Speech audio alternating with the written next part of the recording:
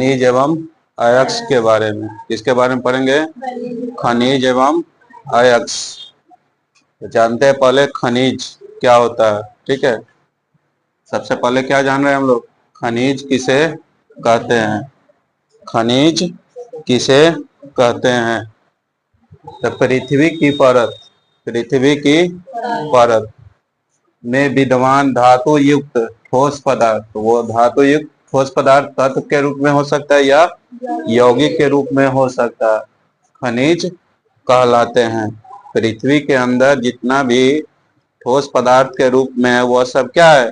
खनिज है। पृथ्वी के जो परत में, या उसको दूसरे भाषा में क्या रख सकते हैं? खनिज के ऐसे भौतिक पदार्थ जो खान से खोदकर निकाले जाते हैं वह खनिज कहलाते हैं। तो खान में से खोद खोद के क्या निकलता है? कोयला निकलता है, सोना निकलता है। सबसे सोना श्रीलंका में पाया जाता है। सोना निकलता है, और क्या निकलता है? लोहा निकलता है। यह सब कहाँ से निकलता है? हमारे धरती के, या मतलब पृथ्वी के परत में से निकलता है। उसी तरह जैसे इसका लिखा हुआ है NaCl, मतलब ये क्या हो गया? NaCl sodium chloride. NaCl मतलब सोडियम का chloride. CaCO3 calcium carbonate, calcium carbonate. ZnS zinc sulphide. Fe2S3 ferrous sulphide इत्यादि। कुछ खनिज पदार्थ के नाम जो उपयोगी होते हैं, जैसे हम लोग का उपयोगी पदार्थ क्या है? लोहा। जैसे हम लोग खनिज का, कौन कौन खनिज का यूज करते हैं? तो लोहा का उपयोगी यही ना है, लोहा यूज करते हैं। कोयला का यूज करते हैं, सोना का यूज करते हैं, चांदी का यूज करते हैं, तांबा के यूज करते हैं, एल्युमिनियम का यूज करते हैं, पीतल का यूज करते हैं, और बहुत सारा हो सकता है। ठीक है, वह पूछेगा कुछ खनिज पदार्थ के नाम बताएं जो उपयोग में किया जाता है। तो क्या हम बोल सकते हैं? लोहा, कोयला, सोना, चांदी, तांबा, जस्ता इत्यादि। ठीक है, अब हम लोग खनिज समझ गए किसे कहेंगे। याद रखना है, पृथ्वी के परत में विद्यमान धातु युक्त ठोस पदार्थ। धातु युक्त, धातु हम लोग जानबे करते हैं धातु क्या होता है। धातु के पहचानने का बतलाए थे ना, क्या बोले थे? जिसके अंत में क्या होगा? म रहेगा उसे धातु कहेंगे। तो धातु युक्त ठोस पदार्थ, ये तो तत्व के रूप में होगा ना, तो यौगिक। यौगिक में किसे कहेंगे? दो या दो से अधिक तत्व के सहयोग से क्या बनता है? यौगिक बनता है, खनिज कहलाते हैं। या दूसरे भाषा में क्या याद रखें? खनिज ऐसे भौतिक पदार्थ है जो खान से खोदकर निकाले जाते हैं, उसे खनिज कहते हैं। या तो ये डिफिनेशन याद कीजिए, नहीं तो यह डिफिनेशन आप याद कीजिए। जैसे मैं सर यहाँ सोडियम का लिख सकते हैं अकेले, तो सोडियमो लिख देना है। खनिज सोडियम है ना, सोडियम है, चांदी है, जैसे मैं यहाँ भी लिख सकते हैं। मैं तो यौगिक के रूप में लिखा हुआ है। NaCl मतलब सोडियम क्लोराइड है। E कैल्शियम कार्बोनेट है। CaCO3 मतलब कैल्शियम कार्बोनेट। ZnS मतलब जिंक सल्फाइड है। Fe2S3 फेरस सल्फाइड है इत्यादि है। कुछ खनिज पदार्थ के नाम जो उपयोगी में होते हैं, जैसे लोहा, कोयला, सोना, चांदी, यह सब क्या है? उपयोगी खनिज है। यह सब क्या है? उपयोगी खनिज है।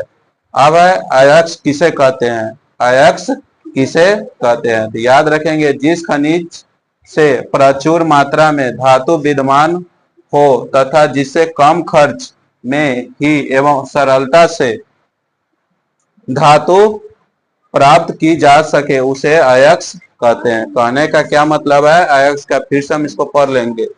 जिस खनिज में प्रचुर मात्रा में धातु विद्यमान हो। खनिज तो पृथ्वी के अंदर बहुत सारा खनिज है, ठीक है ना। वो क्या कर रहा है? जिस खनिज में प्रचुर मात्रा में धातु विद्यमान हो, धातु ज्यादा पाया जाए, ठीक है, क्या धातु ज्यादा पाया जाए तथा उसमें कम खर्च लगे, पैसा भी कम खर्च लगे। धरती से निकाले तो धरती से निकालेंगे तो जैसे धरती से हम लोहा निकले तो लोहा के साथ साथ उसमें बहुत सारा और खनिज सब रहेगा सटल उटल के रूप में। तो उसको साफ सुथरा कर उड़ के बढ़िया से उसको करने में खर्च क्या हो? लागत कम लगे और वह सरलता से आसानी से निकल जाए धरती से, उसी को हम लोग क्या कहते हैं? अयस्क कहते हैं।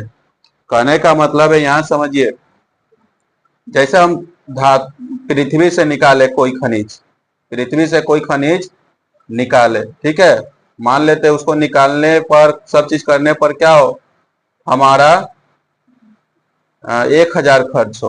कितना खर्च हो? 1000 खर्च हो। और इसको हम मार्केट प्राइस पर बेचे तो ये हमको 50 मतलब 2000 में बिक जाए, ये खर्च हमको कम लगा, अब बिक गया हमको ज्यादा से, तो ये हमको मुनाफा ना होगा? तो जो मतलब सरलता से प्राप्त किया जाए पृथ्वी के अंदर से या कम खर्च में प्राप्त किया जाए वैसा धातु, उसी को हम लोग क्या कहेंगे? अयस्क कहेंगे। मान लीजिए अयस्क हम निकाले, पृथ्वी से खनिज निकाले और उस पर हमको खर्च हो गया 50,000 रुपया, और मार्केट में जाकर बेचे तो वह 40,000 रुपया में बिका, तो क्या हो गया? वो घाटा का सौदा हो गया। तो वह खनिज हमको फायदेमंद होगा? वो सरलता से उसको प्राप्त किया जा सकता था? नहीं, उसको क्या होता, ज्यादा पैसा लगता और कठिन रूप से प्राप्त होते।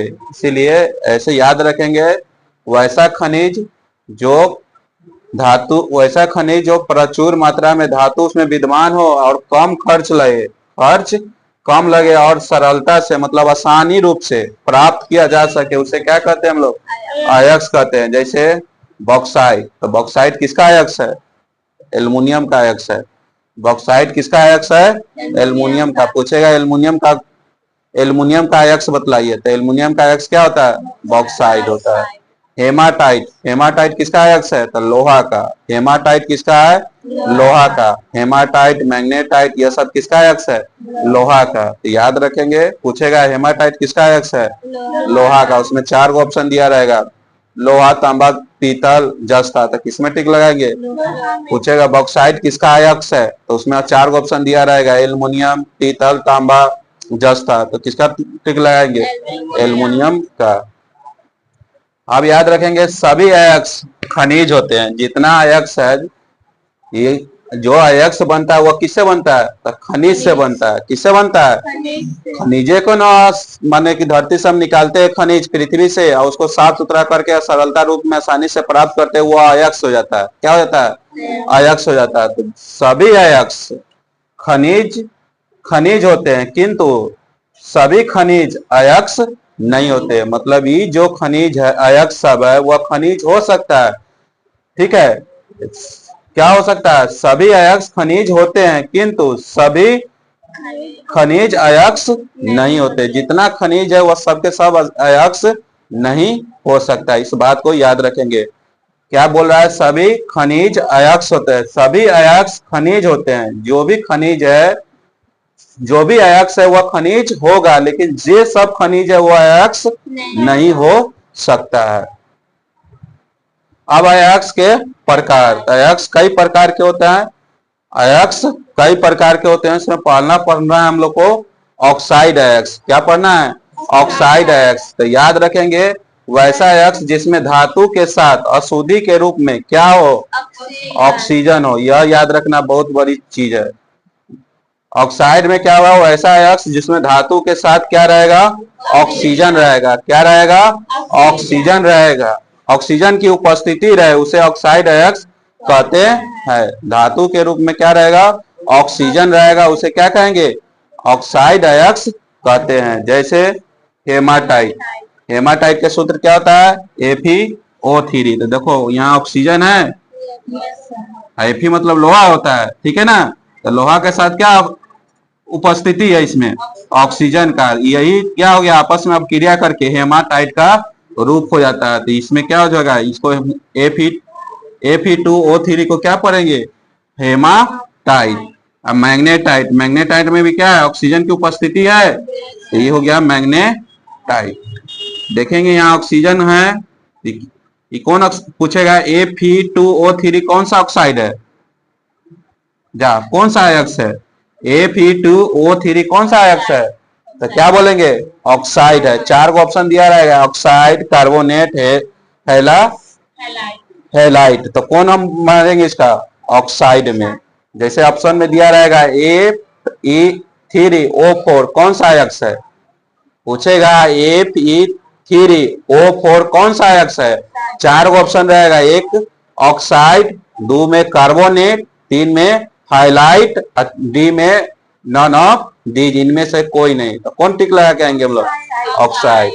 जब ये देखेंगे ऑक्सीजन की उपस्थिति है तो ऑक्साइड, ऑक्सीजन की उपस्थिति है तो ऑक्साइड। अब है सल्फाइड अयस्क। कौन सा अयस्क? सल्फाइड अयस्क। तो याद रखेंगे वैसा अयस्क जिसमें धातु के साथ, वैसा अयस्क जिसमें धातु के साथ अशुद्धि के रूप में क्या उपस्थिति रहे? अब सल्फर रहे। क्या रहे? सल्फर उपस्थिति रहे, उसे सल्फाइड अयस्क कहते हैं। सल्फर कहने का मतलब ऑक्सीजन का संकेत O, ऑक्सीजन का संकेत और सल्फर का संकेत एस। तो देखना उसमें एस है कि नहीं। तो आयरन सल्फाइड में एस है, यहाँ जहां याद रखेंगे एस रहेगा उसमें कौन सा अयस्क? सल्फाइड अयस्क। कहीं पर आपको ऑप्शन दे दिया Fe कौन सा अयस्क है, तो आप क्या बतलाइएगा उसको? सल्फाइड अयस्क। पहचानने का तरीका क्या है? इसमें एस है तो क्या? सल्फाइड, में O है ऑक्साइड अयस्क। हो गया। अब तीसरा है कार्बोनेट अयस्क। क्या अयस्क? कार्बोनेट। तो याद रखेंगे वैसा अयस्क जिसमें धातु के साथ अशुद्धि के रूप में कार्बन उपस्थिति रहे। क्या उपस्थिति रहे?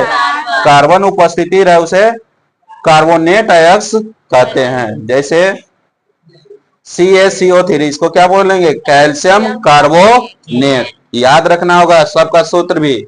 CaCO3 क्या होता है? Calcium carbonate. जब हम कैल्शियम कार्बोनेट बोलते तो कार्बन की उपस्थिति आ रहा है। कैल्शियम कार्बोनेट बोल रहे हैं तो उसमें कार्बन आ रहा है कि नहीं? आ रहा है, तो सीधे याद रखेंगे वो क्या हो गया? कार्बोनेट अयस्क। कहीं आपसे ऑप्शन दे दिया, पूछ देगा CaCO3 कौन सा अयस्क है? आपको 4 गो ऑप्शन रहेगा, ऑक्साइड, सल्फर और सल्फर ऑक्साइड और हेलाइट और कार्बोनेट अयस्क। तो कौन में लगाएंगे हम लोग? कार्बोनेट अयस्क। याद रखना है। इसको पढ़ेंगे MgCO3, तो मैग्नीशियम कार्बोनेट।